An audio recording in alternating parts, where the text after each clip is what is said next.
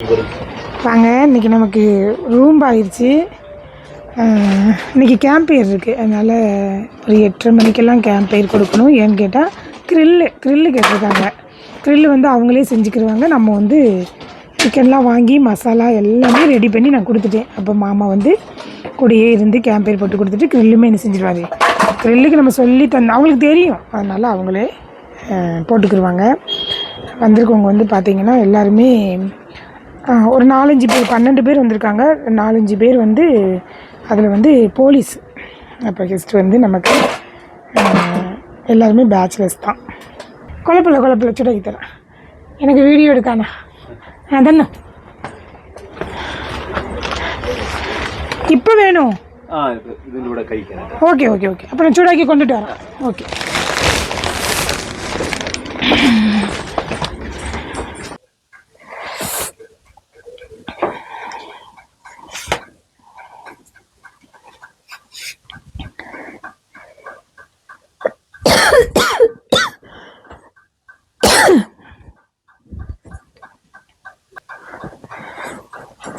பரோட்டா பார்த்தீங்கன்னா அங்கே பார்த்தீங்களா, அது பிஞ்சு இருக்குது. சூடு பண்ணி கொடுக்க சொன்ன பரோட்டா இது வந்து இங்கேனா நல்லா மூணாரில் வந்து பரோட்டா நல்லா பெருசாக இருக்கும். இவங்க வந்து அடிமாலி அதுக்கும் கீழே வாங்கியிருப்பாங்கன்னு நினைக்கிறேன். அதான் இவ்வளோ சின்னதாக இருக்குது.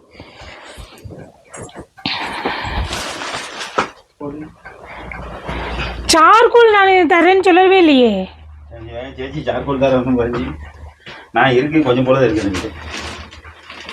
சார்கோல் 100 ரூபான்னு நினைக்கிறேன். இது அண்ணன் யாருக்கு வாங்கிட்டு வந்து வச்சுருக்கானோ, பின்ன அதுக்கு வேறு ஏதாவது அண்ணன் கேட்பாம்ல. பரோட்டா இப்போ சாப்பிட போகிறாங்களாமே, அதனால் இது சூடு பண்ணி கொடுங்க சேச்சின்னாங்க. அப்போ கேம்பு பற்ற வச்சு கொடுத்துட்டிங்களா?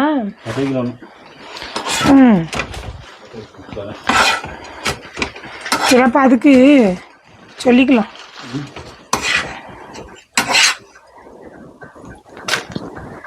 சார்கோல் வேறு கேட்டாங்களோ?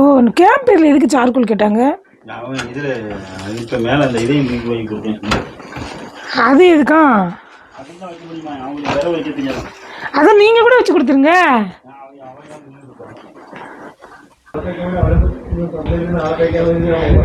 கேம்பேர் பற்ற வச்சாச்சு.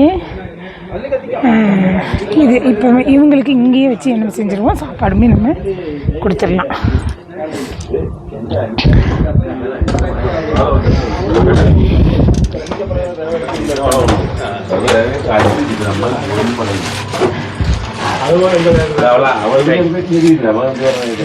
கிரில் அதுலயே வச்சாதான் நல்லது.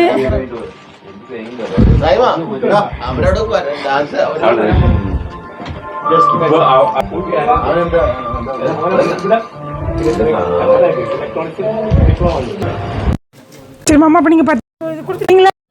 நான் 102 கெஸ்ட்டுக்கு தோசை கொடுக்கணும்ல.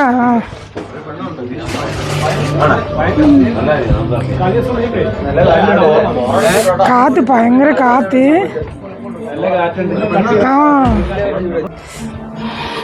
எனக்கு அடுத்த கெஸ்ட்டுக்கு வந்து ஃபுட் ஆர்டர் இருக்குது.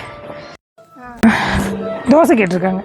தோசையும் 1/2 கிலோ சிக்கன் கிரேவியும். அப்போ அதையும் நான் ரெடி பண்ணலான்ட்டு நான் வந்துட்டேன். மாமா வந்து கேம்பெயின் போட்டு கொடுத்துட்டு வருவார்.